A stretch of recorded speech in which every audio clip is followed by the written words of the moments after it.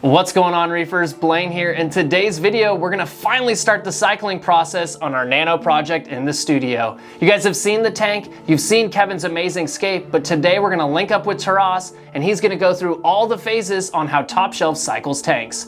If you guys have a new project up and coming right now, this is gonna be a video you're not gonna wanna miss. I'm really excited about diving into the new project, finally getting a tank rolling in the studio, so let's go ahead and dive in.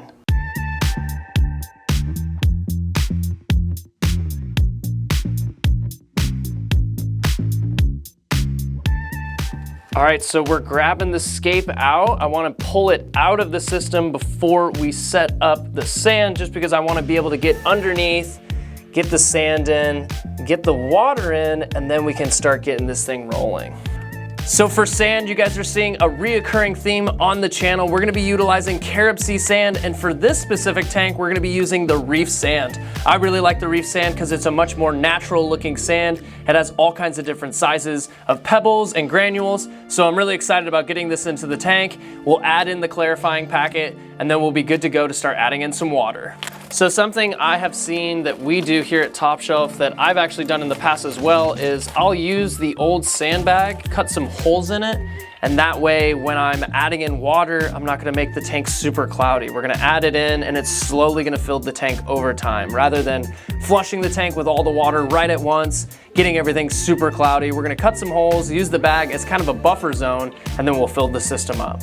All right, now I'm gonna add the rock structure back in, and the reason I wanna do this now before I start adding in the water is the rock weight is gonna displace the amount of water that we're actually gonna be able to fit into this system. So I'm gonna add this in, we're gonna have this added on, we're all set. Now we can start filling up the tank. All right, now it's time for the moment we've all been waiting for. It's time to start filling this tank up. We've leak tested it already. It's all good to go. So now it's time to fill it up with some good salt water we grabbed from over at the farm, and we'll get this thing running.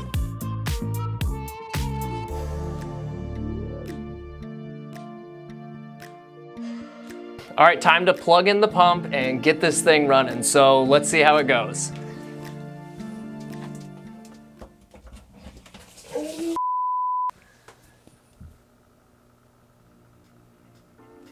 Looks like we're good. We got the tank running, so we'll let this run over the course of the weekend. We'll get back with it on Monday. We'll get with Taras and we'll start setting this up for the cycling process. All right, so we're here today to talk more about the nano project. We're here with Taras. Appreciate you stopping in, Taras. Pleasure as always, Blaine. And so today we're gonna talk more about this system. You guys have seen us. We recently got the water, the sand, and the scape into the tank, but now we're gonna start talking about all the phases of how we cycle things here at Top Shelf. So we're gonna start about ground zero. So we're gonna talk about how we're gonna start off our microbiome layer and how we're gonna get all these things started. So I'll kind of let Taras take it away. Well, in my opinion, it is the first couple days of the aquarium building process that are the most exciting. It is those days where the aquarist really has the most direct contribution to the future of what this aquarium is going to be. So, but a few days ago, this was but an empty desk. Now it is a full aquarium. It is an aquarium that has salt water, it is an aquarium that has substrate, structure, it has filtration, flow, illumination. It is all of these factors. Now, where do we go from here? Now, unlike in the wild, coral reefs do not spontaneously erupt from terrestrial habitats. So it is the role of us aquarists to directly introduce, for lack of a better word, the pioneers, the microbial pioneers of the tank. Those that will define how the resources of the tank are distributed and what organisms will later succeed and thrive in the aquarium. So let's talk a little bit about what's going on. Now, there are infinite things going on when it comes to the aquarium, but the thing that we're most concerned about with a new aquarium is establishing the nitrogen cycle. So we have products such as Microbacter. Also in the substrate, we use carob sea substrate for this. This is true. Yes, so we have quite a few pioneering organisms that have been purposefully cultured by these corporations to at least start the bedrocks that this nitrogen cycle can start. Now, what is the nitrogen cycle itself? So that ammonia gets formed and it's a waste product that will burn, destroy, and run rampant. Now, there are sets of bacteria, specifically the Nitrosomonas genus, that specialize in oxidation reactions. They use oxygen and alkalinity, they take that ammonia and they oxidize it into nitrite. So the microbes that we are initially dosing into the aquarium are incredibly important for establishing this cycle where first the ammonia will rise, then it will fall, then nitrite will rise, and then it will fall, and eventually we will have a certain plateau where ammonia and nitrite never raise up to toxic levels anywhere, because there's a constant population of bacteria consuming them at all times. But for the most part,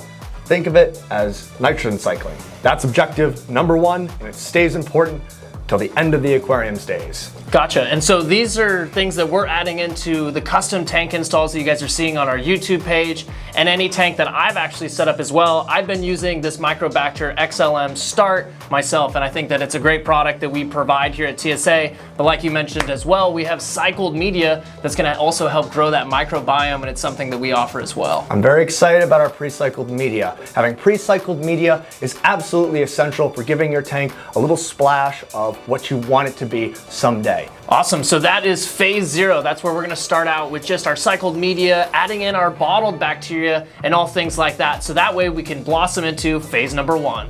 So we've started off with phase 0, and now we're working our way up to the next level of things. You mentioned it before, Taras. We're talking about the next kind of hardy group of specimens. So what do we have on our plate for this tank that we're gonna use? Well, that nitrogen cycle is going to be important the entire way. But what happens when we have a bunch of Nitrosomonas and Nitrobacter sucking up all of the ammonia and nitrite? Well, if we don't have a base source of ammonia, eventually these things will crash, and the second we try and introduce another animal or we try to feed the tank, we'll have ammonia again, we'll have the issue. So we have to sustain this population, this economy of nitrogen cycling. So for that reason, I think TSA aquacultured pasilids, specifically mollies, are very, very, very advantageous. They're very, very cheap. You can get quite a few of them for only a couple dollars, the price that you would spend on one clownfish, for instance. You can put them into a tank. They'll provide all kinds of ammonia secretion to fuel that microbial bedrock, and they're very, very easy staying towards the surface to extract when the time to move them on has come. So cheap and easy stuff. That's what I recommend for phase 1. Gotcha. And I know I've seen recently myself that mollies do great work on algae. They're really good grazers. So I've actually seen some people throw them into their frag tanks. It's not just fish that you're gonna end up giving back. They could be, you know, noble citizens in an aquarium at some point and do some great work for you. If you have the option, I personally recommend just throwing them into a lower flow refugium if you have it, or even a macro tank.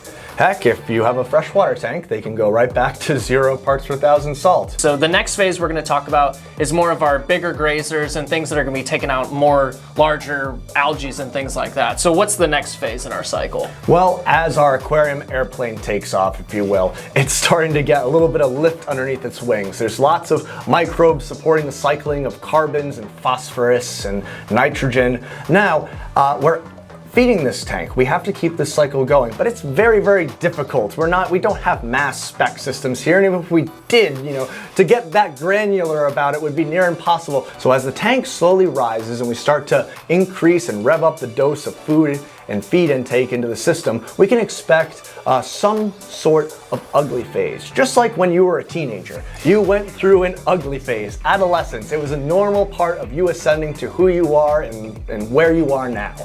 To try and skip adolescence altogether would be somewhat unwise. If you try and starve your tank and try and skip it altogether, you may be dealing with a far worse pest long term, such as cyanobacteria or dinoflagellates. So it's very important to not be afraid of this inevitable growth in a little bit of modulated uglies, if you will. But to be afraid of it is not the same thing as to know that it will come and have a couple hungry grazing organisms ready to slurp it up when it does. This might also be a very good time to introduce some more hardy fish into the aquarium, something like maybe a lawnmower blenny or cardinal fish, something else which isn't terribly sensitive, but will again help you establish kind of all different ranks of your ecological niche, because that's what you're trying to do. Right, so you guys heard it. So having the ugly stage is not a problem. We all go through it, whether it be ourselves in our lives with the ugly stage, or if your tanks are going through the ugly stage. You don't want to skip out on that, because the risk of skipping out on that could then create much larger issues down the road, which then you're going to want to try and figure out how you can fix it, when in the reality, if you just slow down and let yourself go through those cycles, you're much better off. So we've gotten to the point where we've gone through the ugly phases, and now we're starting to create the reef tank we've always wanted. And not every tank is the same. I think this is something that we see a lot of time. People try and shoot for this certain image, but every single tank is going to be special in its own way. What's the next phase in our cycling process? Well, I think that this is a very subtle but very important part of the whole aquarium process. What are your goals? Is there a fish that you always wanted to keep that you just want to have in your life? Is there a coral colony that you want to grow out and see? What is the scape? What image are you going for? With that in mind, we identify what fish, what corals we want to keep, which ones would probably work together. And now is a great time for research. If we haven't already done it in depth, go very specific into everything you can possibly learn about those organisms. This is a great time to evaluate what your average water quality is, to practice testing, practice dosing, and kind of get a feel for the instrument that is your reef tank. What are you trying to keep? And then what is the average performance of what you have already? If it's not exactly what you think will be helpful for keeping the organisms you want alive, maybe now is the time to play with that lighting. Maybe now is time to increase or decrease that flow. All these different things so that when we enter the next phase and we're dealing with the expensive and more importantly, the precious organisms, that we are setting the perfect stage for our stars. Gotcha. So this is the point in time where we're trying to dial in our system. We're trying to get it exactly where we want it. And so we have those conceptual parameters that we're looking for. And it's kind of what we're trying to get to just dial in that perfect amount so that way we can focus on our final step. All right, so now we're gonna talk about the last step in our cycling process. We're gonna start talking about the precious corals and the precious fish that we wanna keep. So what's the last thing that we're trying to do in our cycling, Taras? Well, the last phase is exactly what you said, Blaine. It's the precious. You've established this tank. You've been dealing with it for months probably at this part. You've been through it with it for its ugly periods. You were there when its first couple hermit crabs were scuttling across its clean white sand. So this is the moment where having LFS like stores like Top Shelf Aquatics, in my opinion, I think this is the quintessential part, because you can walk into a brick and mortar place, look at a fish, and this is the wonderful part where if an informed and conscientious and more importantly caring reefer will identify the needs of that organism they're going to get, what the odds are of it doing well, and then they can make the most effective and most rewarding use of their money. This is when we see tanks transcend from everyday wonderful reef tanks to something of divinely unique beauty with show-stopping and unique centerpieces of coral and unique fish that potentially can't be found for thousands of miles around.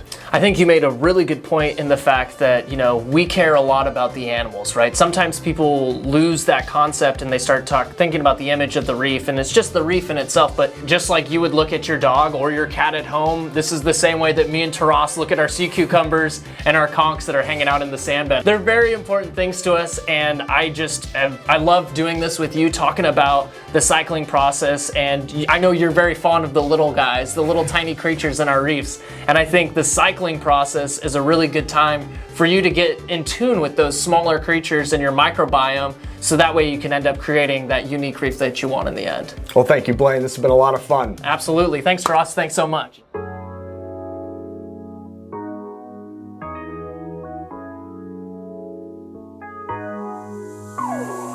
So right here we have some of our cycled media we got right out of the farm. I wanted to mention again to you all that you guys can pick this up on our website, and I wanted to mention it again, the fact that this could be a really great addition to a new system. And it's not bottled bacteria, this is bacteria and beneficial bacteria that's been growing, living and thriving in our farm system. So we're gonna take one of these logs of cycled media, we're gonna get it in the back of the chamber, and then we're gonna add in our fish.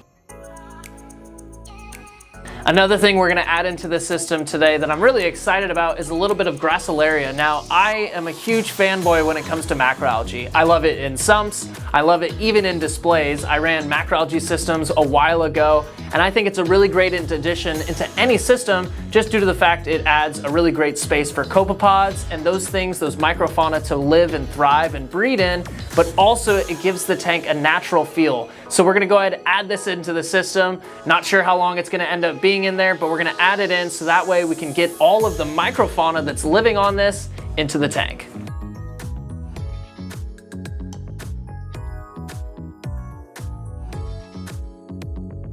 All right, as Taras and I talked about, we're gonna add in some mollies into the tank today. I have two little guys here. I'd love to hear down in the comments below what you guys think I should name these cute little guys. They're so precious. But I'm gonna go ahead and grab them one by one and we'll add them into the tank. The first fish of the studio. Oh, he's so cute. And the second fish of the top shelf studio is in.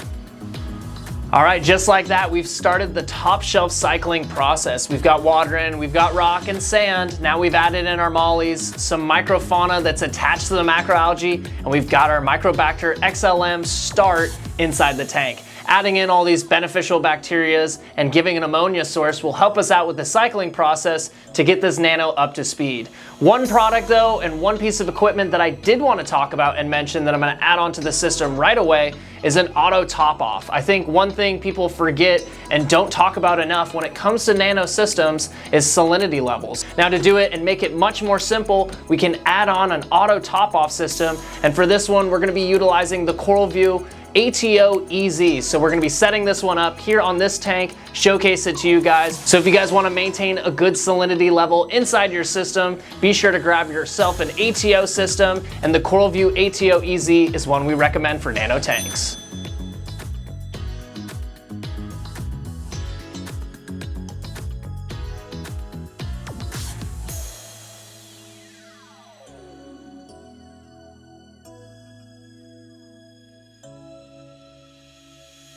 And just like that, we've got the tank cycling here in the studio. We have our bacteria added in, and we've got an ammonia source in the two mollies we've added as well. Having some saltwater aquacultured mollies from the farm is really cool because now we've got some fish in here and we finally have some life in the studio. I want to give a big shout out to Taras for coming over to the studio, walking you guys through every single phase in the top shelf process of cycling a tank. It was a ton of fun going over it with him. He is so animated and he's full of life and fun, so it's always great to get him on the channel.